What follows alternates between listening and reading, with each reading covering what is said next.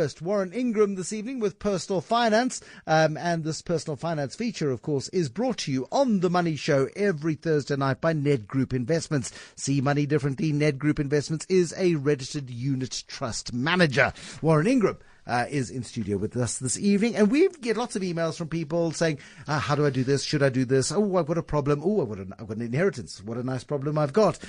Tonight's question is, I'd like to trade on the market, but I've got no idea how it's done or how to go about it.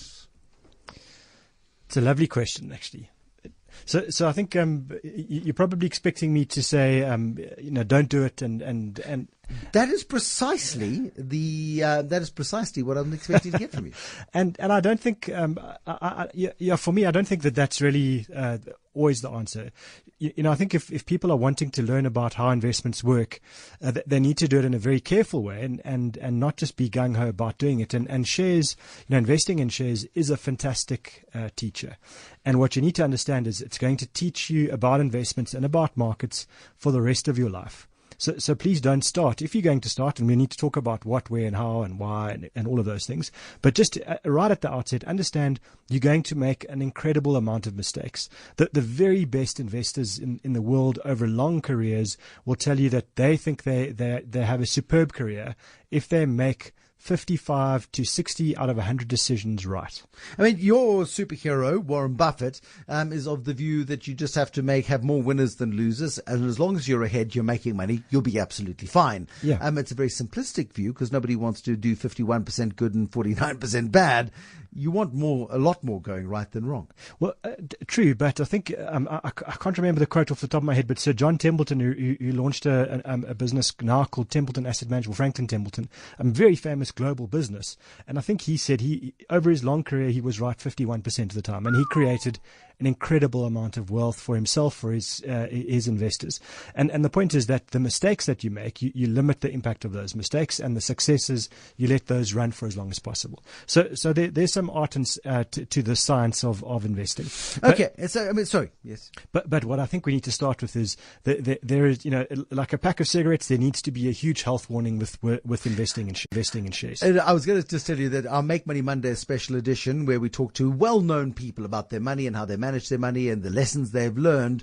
Without fail, each and every single individual who has ever managed a share portfolio of their own, and these are people who are some CEOs and some directors of companies and some actors and some singers and some art collectors and wine experts and all sorts of people. Every single one of them has stopped doing it because they've made mistakes that have hurt them, or they've lost confidence in their ability to make sensible long-term calls, and they've happily outsourced that process to a third party. Yeah, so I think to me, I would say when you're going to start a process like this, and if you want to learn about investing, and I think we don't really know much about the person that's asking us the question. We literally got that question, yeah. So we don't know if they're experienced or not, or how much money or whatever. But we assume they know zip. They know zip, and they're starting out is the other assumption I'm going to make. Right. So if you're going to do that, then do it with a small amount of money that you can totally afford to lose. You can afford to lose every cent of the money that you're going to put into the stock market. That has to be the opening gambit here.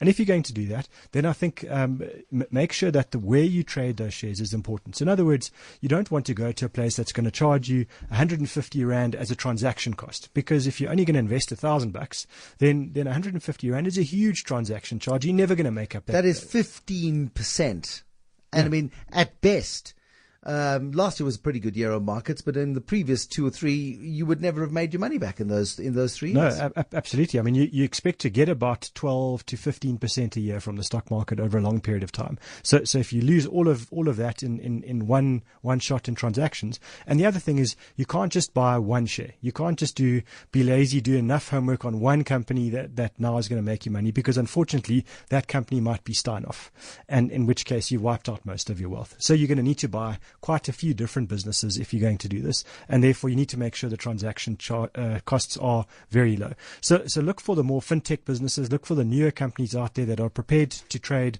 at very low costs. Some of these are now charging you 0.5 or 0.6% without a minimum. So if you're trading 100 Rand and they're charging you 60 cents, well, okay, That makes sense to me. And then you can take your $1,000 and you can buy 10 shares. But that is the change in the dynamic of what has happened on the JSE in recent years, because it used to be that you would have to go to a stockbroker, and you would have to open up a stockbroking account with that stockbroker, and you would have to then deposit money in their account, and they would then buy the shares on your behalf, and they would then hold those shares in safe custody for you, and you might get a statement once a month to tell you how things are going. And you're paying for that service, and that's everyone's entitled to make a living. But thank goodness that business model has been turned on its head. Exactly, and I think that's why I'm prepared to change my answer in terms of people starting out, that they should do it, but just do it with a small amount of money and then spread out your investments across a range. So how do you go about this? And I think the starting point here is you have to be prepared when you're investing in shares to do a large amount of homework. You can't just read a newspaper headline or listen to you and me talk about a company that we think is good because we've done our 30 seconds of discussion about it. You're actually going to have to go and really do the homework to understand that business. Why is it growing? What's its protection around competition? How's it going to price itself? All of those things. And for the vast majority of people, they simply don't have the time to do this particular project justice. Sure, you can join an investment club, for example. You could get together with a group of mates. You could divide up the process. You could do your reading. You could do your research, have your meetings. And you could meet together and discuss these ideas. But as an individual, to do it and to do it properly, to really understand why you should be buying First Rand over Standard Bank, or Standard Bank over Nedbank, or Nedbank over Barclays Africa or ABSA, how does an ordinary human being with a day job, 2 kids, a mortgage, and a shopping habit, for argument's sake, find the time to make those decisions? I think your first point is a good one. You need to spread the workload. You need to divide that up, that research up across a range of people. And nowadays, the nice thing about the world we're in now is there are investment forums. In other words, you can actually join forums which might in another sense be an enormous investment club, and start to understand as a group what's going on and how markets work. I think you do need to do a large amount of reading as well about investing and studying the greats like Warren Buffett and Peter Lynch and those people to understand how they choose shares.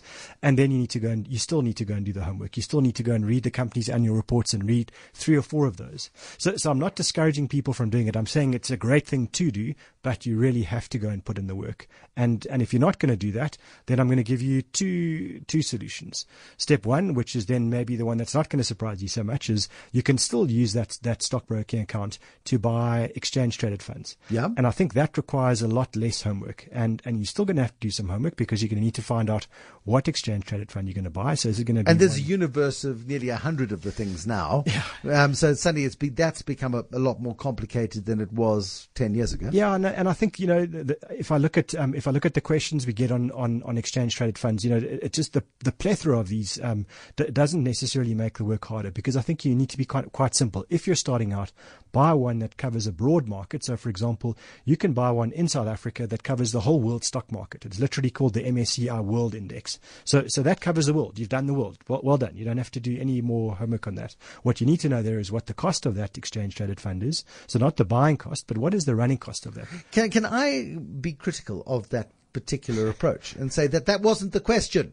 Well, he wants to buy shares. We've just helped him buy shares. No. This person wants to buy shares directly, because people like the idea of owning individual shares. People like to go to Spur and think, I want to own shares in this company. They like to go to Spar if they've got a preference of Spar over Pick and Pay, and they might want to buy a Spar share over a Pick and Pay, or they may think that Woolies is the world's greatest investment because they haven't looked at David Jones in Australia, and they just like the way the shops look, and so they might want to buy some Woolies. So that every time they go into these companies or into these shops or have an experience with the brands in which they're invested, they sort of feel a bit of ownership.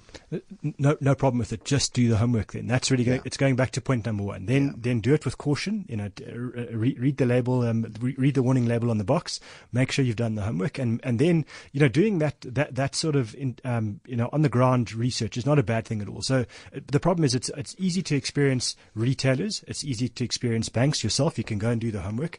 Very hard to go and experience a miner, for example. Yeah. A miner and how can you tell who is a better miner of platinum or a better miner of gold, and who better manages their reserves and who better manages the price they are able to get because they release their resources at a particular moment in time when markets are good or markets are bad. Exactly. And I think the other problem is if you only focus on the businesses that you deal with, what you're going to end up doing is dealing with retailers, banks, cell phone companies, maybe telecom or broader communications businesses, let's say, nowadays internet businesses as well. But you're not really going to cover their economy.